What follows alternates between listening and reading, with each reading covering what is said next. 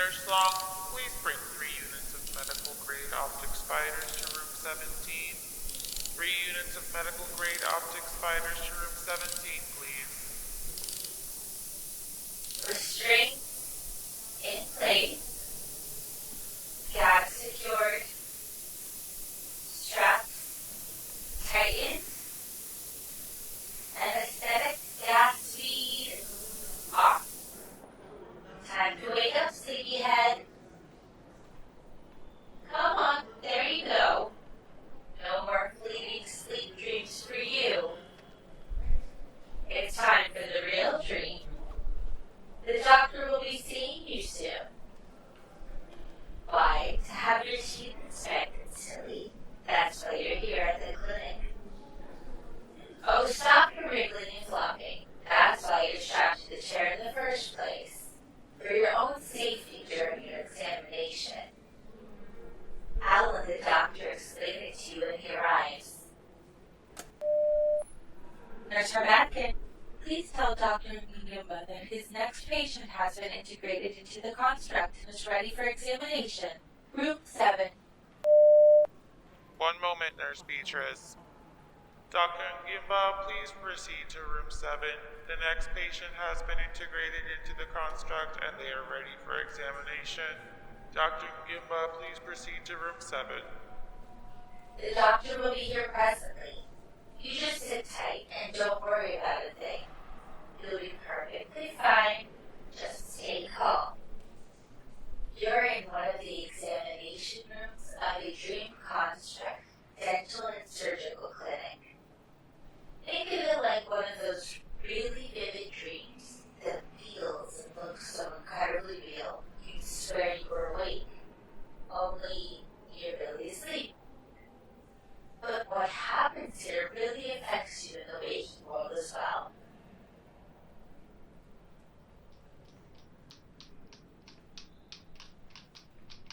Oh, I think I hear the doctor out in the hallway now.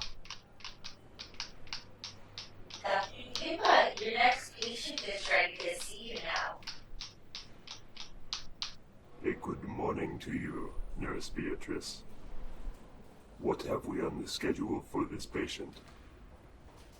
Intake records indicate they are here for routine dental screening, as well as a tentative anomalous cranial teratoma.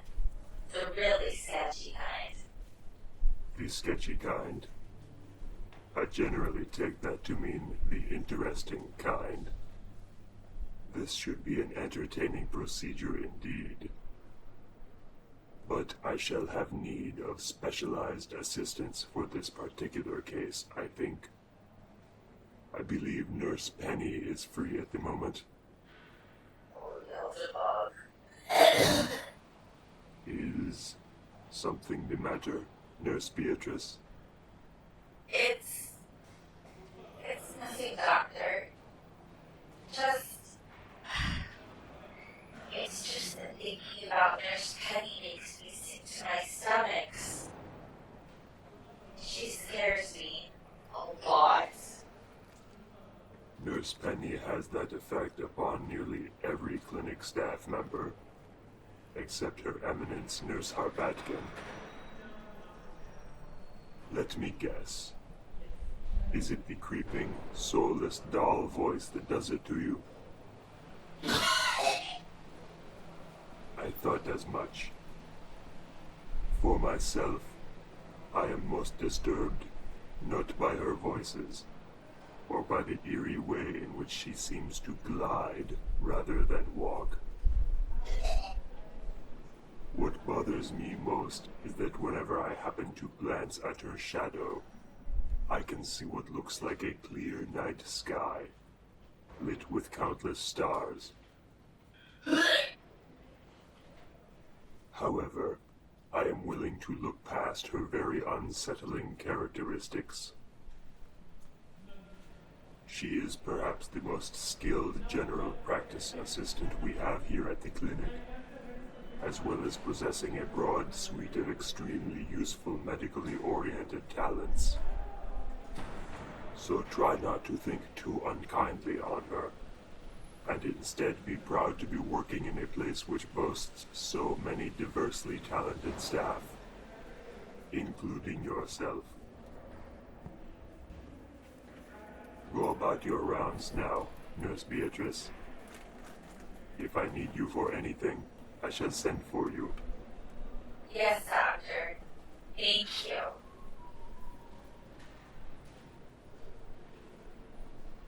I apologize for the delay in seeing to you, but as you no doubt heard, a minor concern arose that had to be dealt with, as it has been. So, welcome to the clinic. This is a quasi-reality construct designed for mass intake and processing of humans engaged in dream state sleep. The clinic is organized by a society of like-minded demons from various levels of reality as a public service to humanity at large. We specialize in procedures such as general preventive dental care, external examination of the body, certain obscure surgical procedures, and in some cases even specialized psychological assistance and the subliminal implantation of skill sets. Nurse Beatrice, please bring a number 4 dental extraction kit to room 12. A number 4 dental extraction kit to room 12, please. But for yourself, today, we will not be implementing so many procedures. I see on your chart that you are here for a routine dental examination, as selected by our random screening algorithms, as well as for examination of a possible anomalous cranial teratoma. I will get to that presently. First, I will take a moment to summon one of our anesthesia specialists. She will be standing by during the procedure to observe you and see to it that you do not move around or experience any undue discomfort. Nurse Harbatkin, would you be so kind as to page Nurse Penny to room 7? I have need of one of her particular procedural skills. Right away, Doctor. Nurse Penny, please report to Dr. nGimba in room 7. Nurse Penny, report to room 7, please. I see that Nurse Beatrice has already done her usual secure job of strapping you into the examination chair.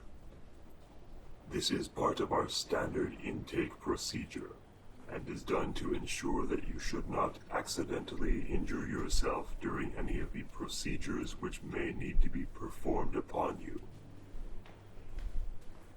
So, first of all, I will turn on the monitor screen on the wall in front of you, so that you can observe the image of your own sleeping form. This is how you are currently situated in the waking world, comfortably ensconced in your own bed, to all appearances deeply asleep and dreaming. Note the lack of any visible restraints in the image. The straps holding you into the examination chair are a figment of the construct, and are not physically present on your real body. Neither am I present on the screen. Some of our resident specialists do manifest in their patients' habitations during an examination. I prefer to focus my entire attention upon the patient as they appear in the construct itself. Good morning, Nurse Beatrice.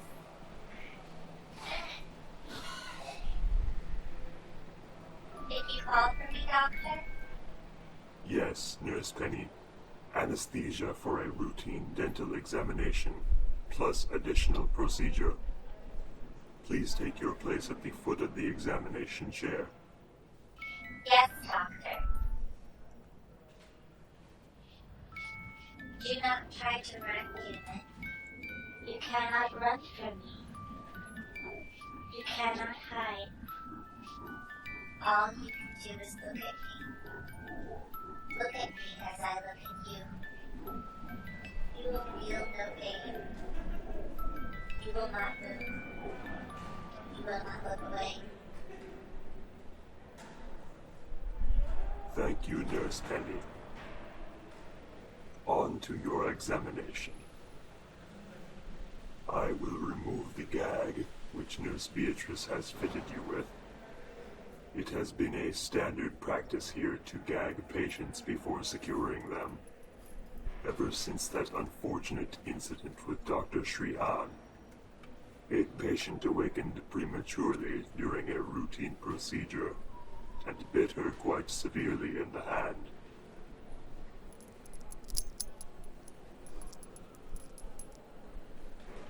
There. Let's have a look at those teeth. This should not take long. I'm going to be using some small pointed instruments to probe around the inside of your mouth. Nurse Long, please bring a number 5 mallet and a case of Rowan steaks to room 15. A number 5 mallet and a case of Rowan steaks to room 15, please. Whatever are they doing down there in room 15, I wonder? But I am distracting myself from the matter at hand.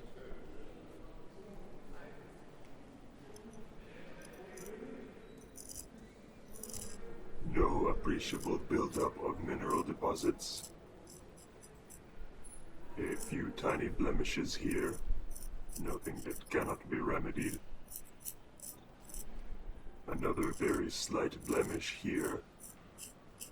No, I stand corrected. This is a rather sizable chipping event that has been repaired. Someone reattached a quite damaged section of tooth with such skill and care that it looks completely natural.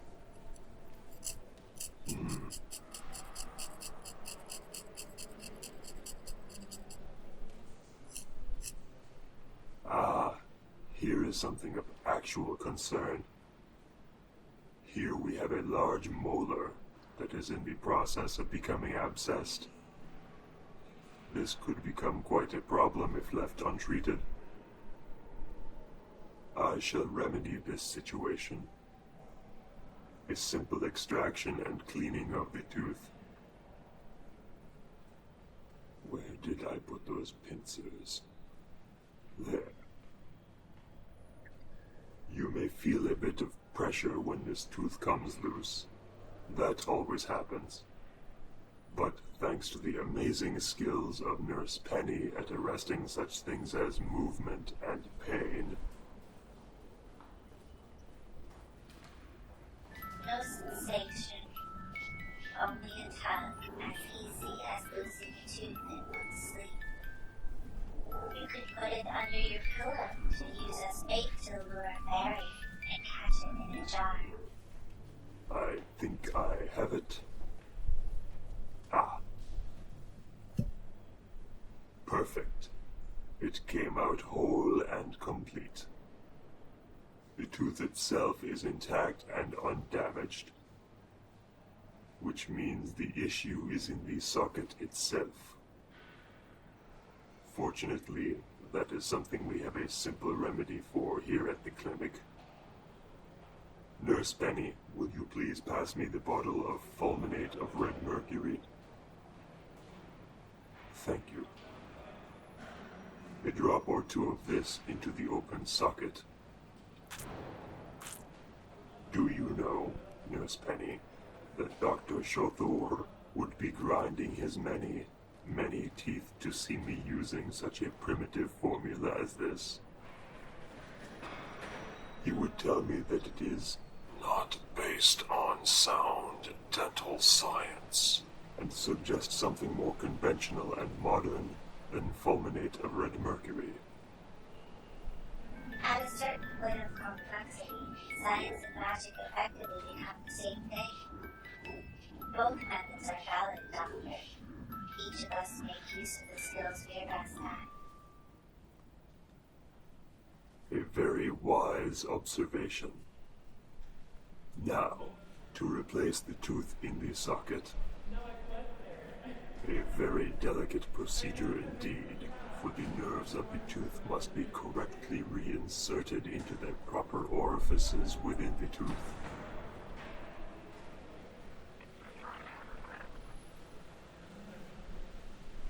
Success.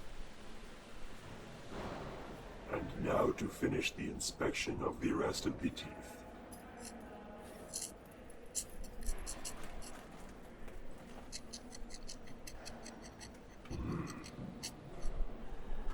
These all look normal. No other abnormalities.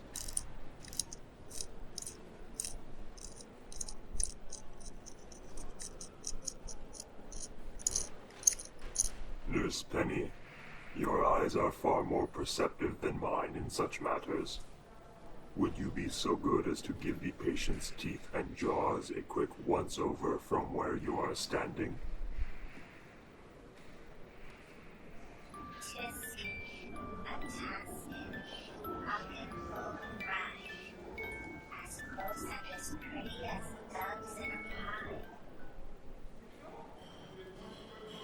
I'll take that to mean that the dental apparatus as a whole is healthy and intact. Now, to this matter on your chart of an anomalous cranial teratoma. I see why I was called in to examine this particular case. Matters of the skull and brain are one of my specialties. Suspected intracranial teratoma underneath the frontal bone of the skull. So says your chart. Well, at least it is in one of the more easily operated locations on the skull. And I get to indulge in one of my most favorite medical procedures. Trepanning. Nurse Harbatkin, please have Nurse Shaw bring an Epsilon class trepanning kit to room 7. Right away, Doctor. Nurse Shaw, please bring an Epsilon class trepanning kit to room 7. An Epsilon class trepanning kit to room 7, please.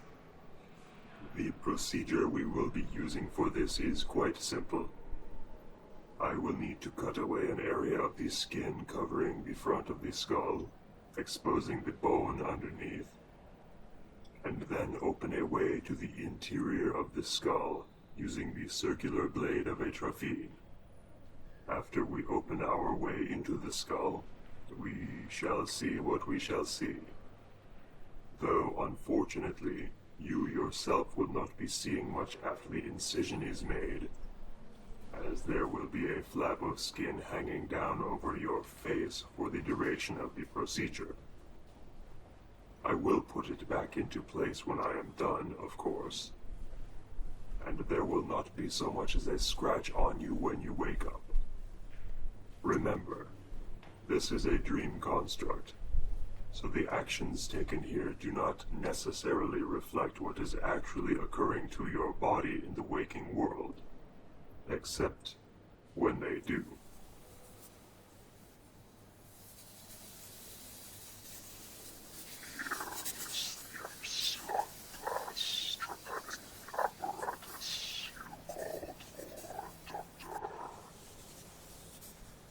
Thank you, Nurse Shaw.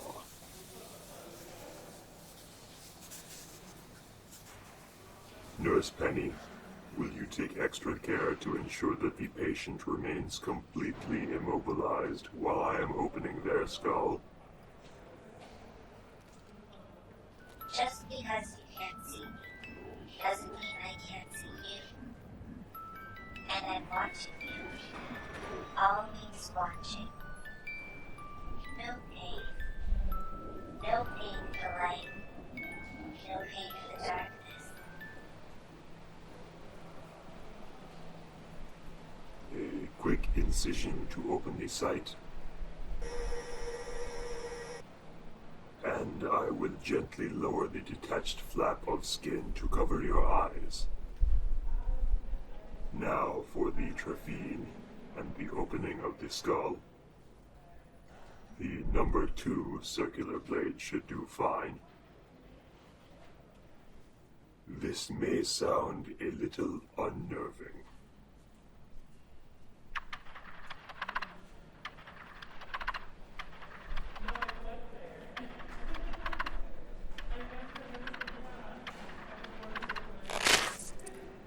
There.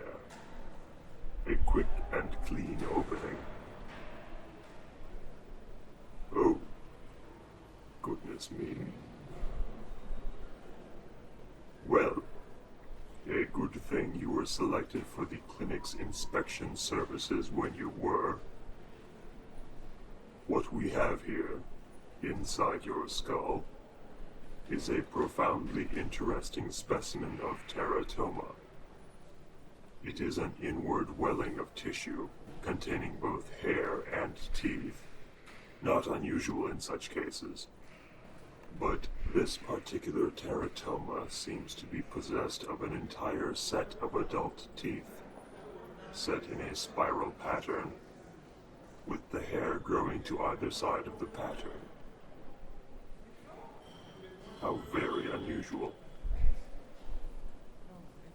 Ah, well. Out it must come. I will detach these softer tissues to make it easier to remove in one piece.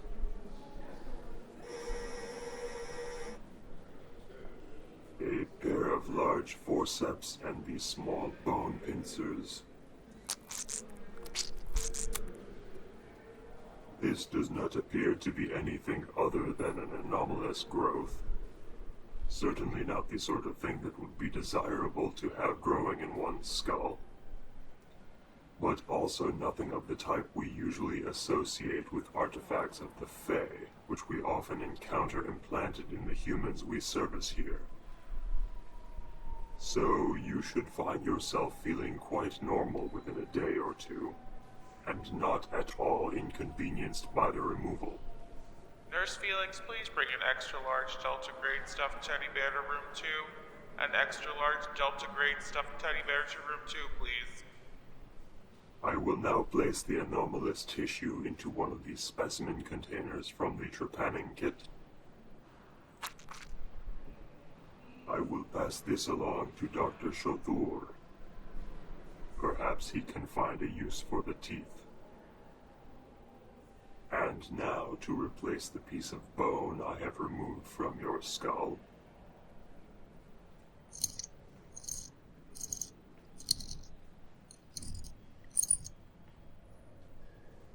A brief period of current applied with the osteoregenerator device. That should weld the bone back into place quite nicely. And again.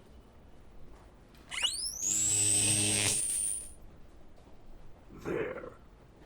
As perfect a reseaming of bone material as one could wish. Now to reattach the skin flap. A more tedious task, but a simple one, performed with simpler tools. Merely a fine needle and a long thread of demon spider silk. Nowhere will you find a better material for suturing than the silk of spider demons.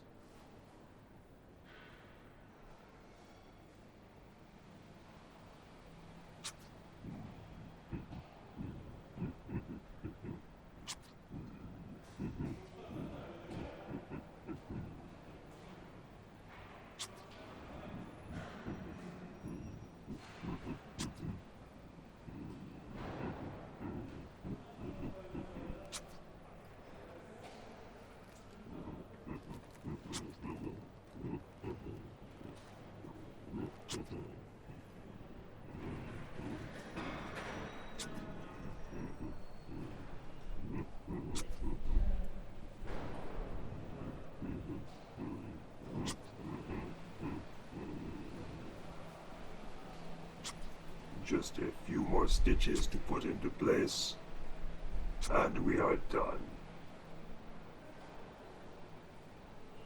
These will heal in a matter of minutes, and you will not be able to find any evidence of the procedure when you return again to the waking world. But for now, they are quite necessary to hold everything in its proper place. Dr. Flint, sir, please report to anomalous item storage, level 2. Anomalous item storage, level 2, please. So, I will make a final check of your records here. Dental inspection, satisfactory. Extraction of a problematic tooth, remedial treatment, and replacement of tooth completed. And a routine trepanning procedure, followed by removal of an anomalous cranial teratoma. Teratoma does not show any signs of tampering or influence by any agency of the Fae. Good. And the bone plate removed from the skull during opening has been replaced and repaired, and the covering skin stitched back into place. Check. Everything seems to be in order. I believe I have another patient arriving shortly. A busy schedule today indeed. So I will bid you adieu and be on about my work. But before I go, I would like to thank you for your cooperation with the procedures enacted here today. And perhaps, when you are once again selected to experience one of the many excellent services offered by the clinic, it will be both our good fortunes for myself to be selected as your attending physician. Until such time, adieu. Nurse Penny, will you see to the patient's anesthesia and make sure they have a smooth and easy transition from the construct back to their own body? It will all seem as nothing more than a troubling dream.